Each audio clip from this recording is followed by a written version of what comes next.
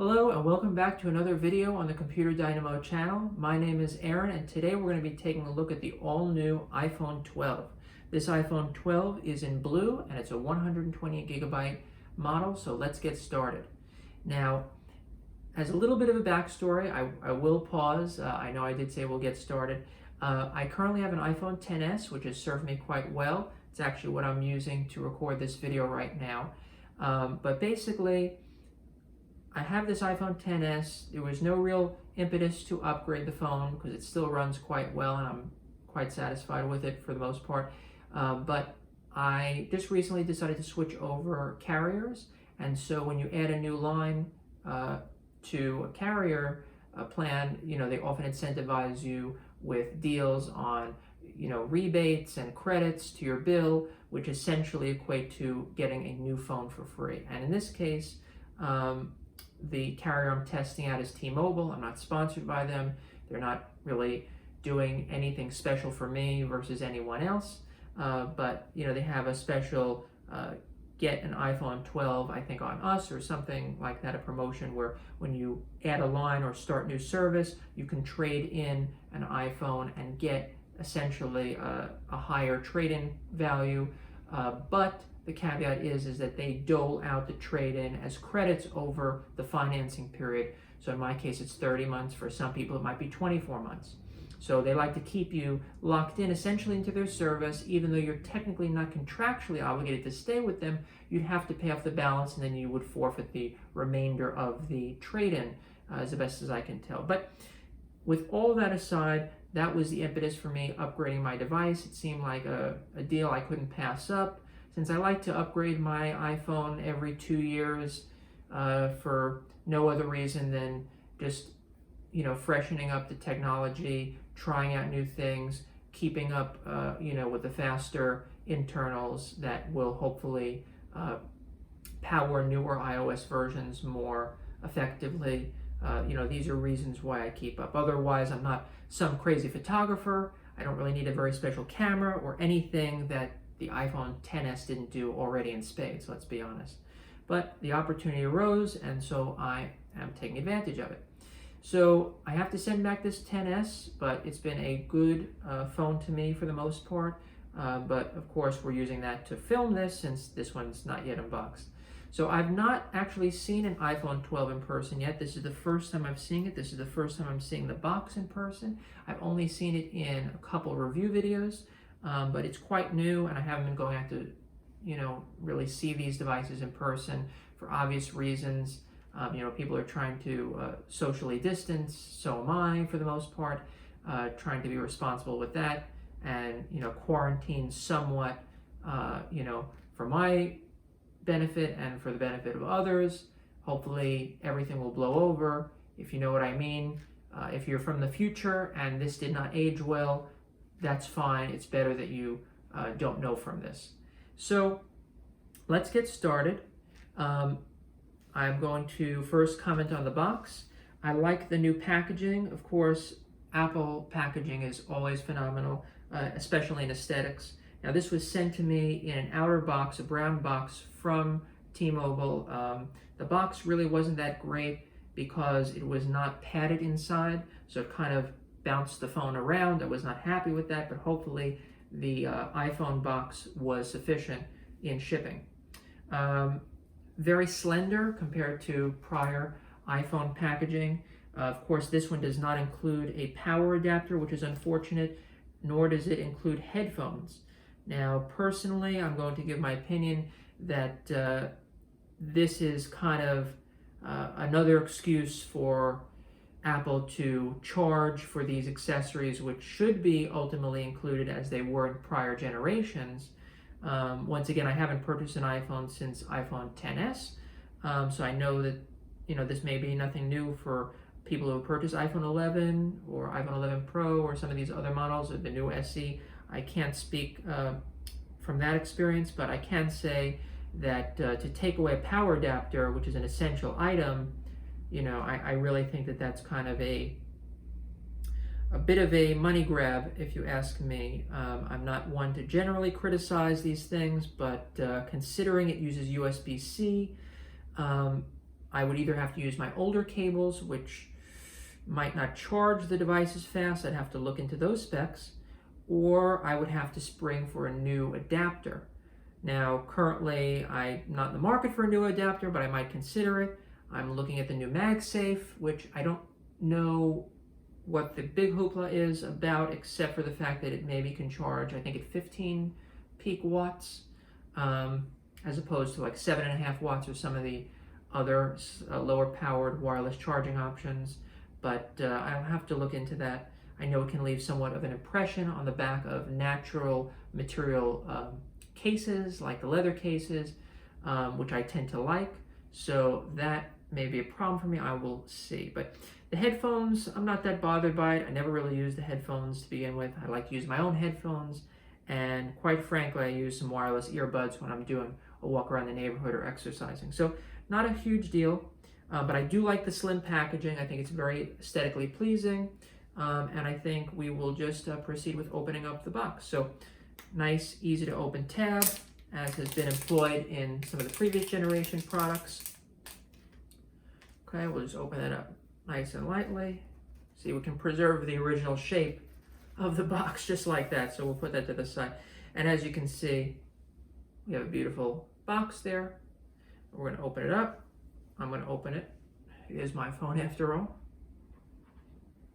And that really is quite spectacular. I'm just trying to see if I made a mistake, but no, it looks like, I'll do that for you.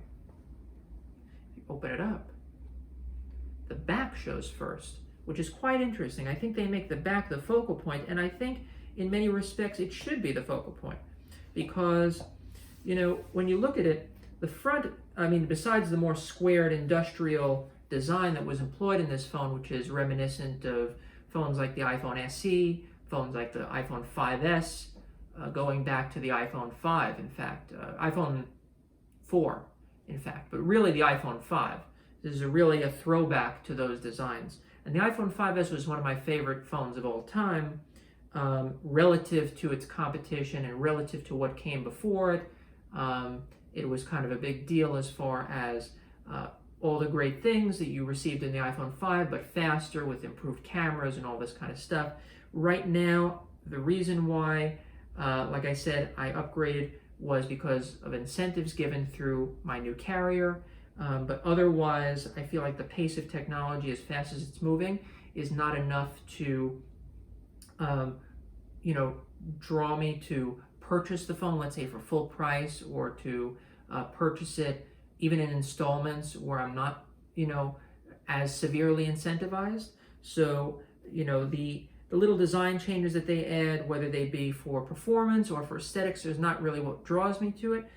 But with that said, it is nice to change things up, and this is very aesthetically pleasing. Extremely nice backing to it. I like the matte finish near the camera lenses, the dual camera lenses, and of course this nice glass back, which can be used for wireless charging. Very, very nice. I'm not sorry at all that I went with the blue. I was going back and forth whether I should go with the black or the blue or some other crazy color like green or red. But since I didn't see them in person, I kind of went with, you know, one of the more conservative colors, but I'm glad I didn't go with the black. This blue is just really beautiful. I'm going to take it out. Like I said, reminiscent of that industrial Apple design as opposed to the rounded design, which was beautiful also, but this is really sweet. I always liked it. It's just a difference in taste. It's not really more modern or more traditional. It's just a difference. Very nice design, very nice. Okay, and then we'll take a look at the front, which is actually covered with a sticker. And it's nice because it gives you the anatomy of what the buttons do, because the buttons are not really marked. Now, any iPhone user who has owned an iPhone, I don't even know for how many generations, would know what these buttons do, but it's nice that they label it now on this sticker to tell you the ringer switch or the silent switch, the vibrate. You have the volume up and down, and then you have the power on the side, which they probably should have always put on the side, even on the smaller devices, but it's possible that older devices with the internals, the architecture that they had, it may not have been feasible, but this has always been a nice design. And from what I understand, it has 5G, which is another major draw for me, since The new plan that I signed up for includes 5G of some type. It's also my understanding that 5G has a number of different variants to it, which I'm not well read up on, to be perfectly frank with you, but I did want to get the iPhone 12 because it does have that 5G capability, and I'd like to take advantage of that with my new plan and get those faster speeds if possible, where of course it's available. But I would encourage you to speak with your carrier first before upgrading to a phone if you're upgrading because of the 5G capabilities, to make sure that you have decent coverage in the places where you plan on using the phone, and hopefully even a much wider radius to make sure that 5G is fully supported there, which I did prior to this. Okay, so we're going to peel this off. That's nice, isn't it? And now you can see this beautiful clean slate of glass, which is really something to behold. Really beautiful, really beautiful. Nice dark, deep, rich blue around the periphery, the aluminum sides. I'm not at all sorry that I got an aluminum phone as opposed to the Pro. I didn't need the third lens. I didn't need the stainless steel. It might have been nice, but I heard it's a fingerprint magnet. This is really sweet, and from what I understand, the display enhancements on the iPhone 12 Pro, while maybe noticeable in brightness, I believe, is not dramatic enough for me to have paid an additional $100+.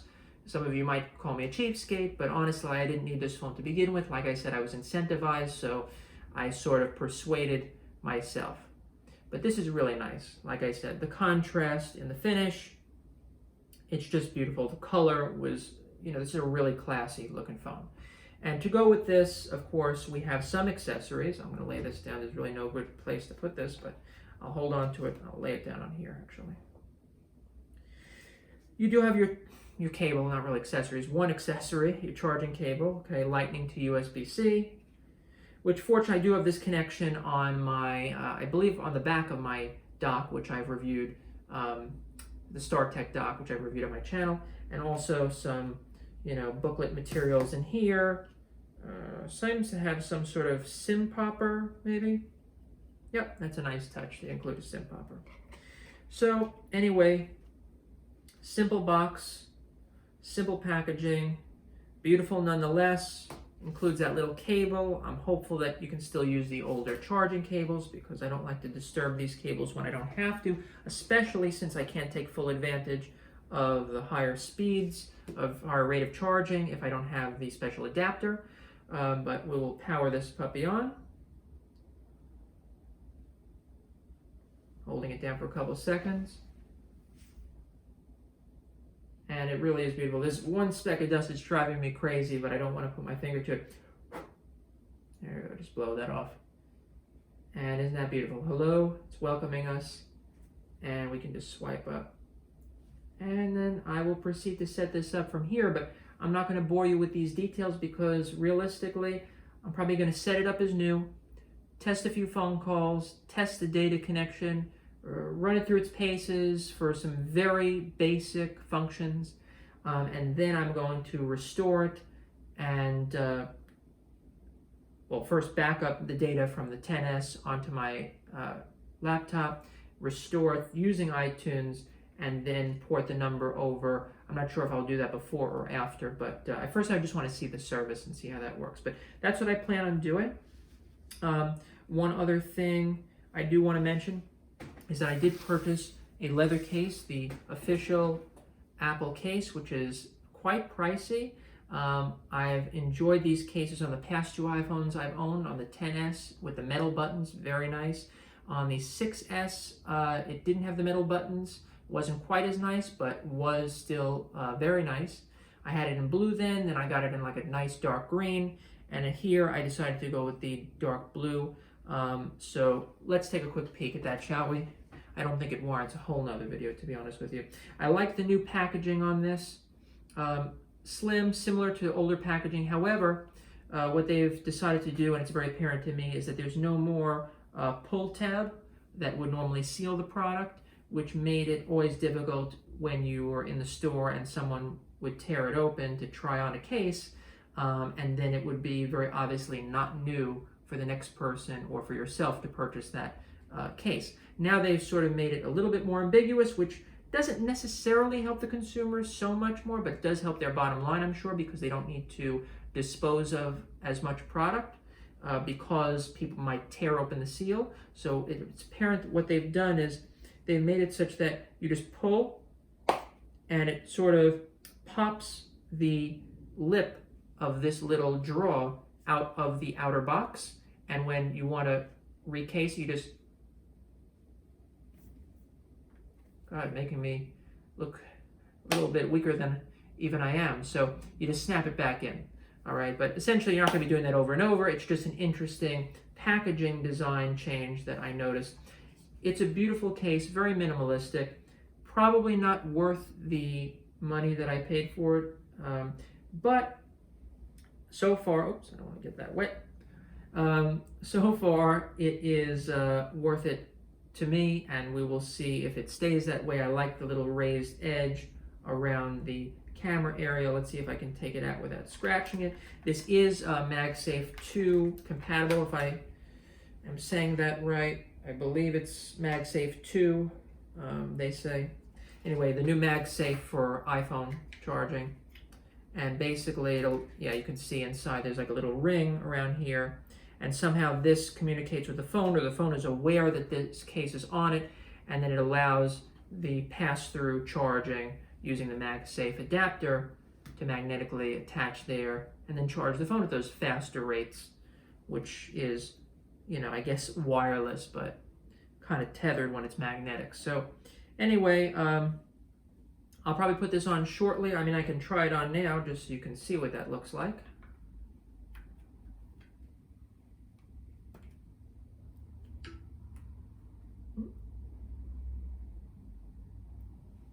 You can see nice clickiness, nice access to the ringer switch or the silencer switch. Smallish cutouts for the ports, whereas previous generations just had a large divot for the entirety of the bottom of the device, but still quite nice, and I think I will enjoy this quite a bit. So if you have not already subscribed, please do. I don't know what you're waiting for. Right down below, hit that red subscribe button. If you've enjoyed this video, hit the like button. If you have any comments about anything I've said in the video or questions you might have about the device that I've not already addressed, please leave them in the comment section, or anything you'd like to remark. Tell me about your phone, or if you've recently purchased an iPhone 12, tell me about your experience. And don't forget to check out my other videos on the Computer Dynamo channel. I review technology and I talk about different topics within the technology space. So until next time, I wish you all well, be safe, be happy, enjoy the time you can with your family this holiday season, and I'll see you in the next one. Bye-bye.